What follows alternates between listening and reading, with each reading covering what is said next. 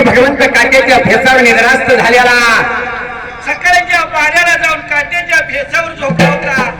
घड्याळाचा काटा थांबत नाही, दिवस कधी थांबत नाही बाबा. टाइम लागला होता सरायला देवाच्या तोडीला वर यायला निहारीचं वकूच व्हायला.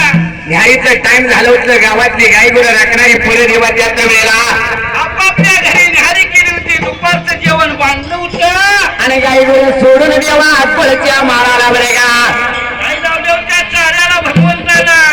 गया लावल्या होत्या चाऱ्याला गुरुराच्या पोरांनी बाबा आणि डावला गेली होती तलवटाला मांडायला देवाच्या वेळेला मांडायचा एवढ्या अवधीला ही काट्याच्या बेसावर झोपलेला बाळू दिसायला सुंदराय मावशीचा.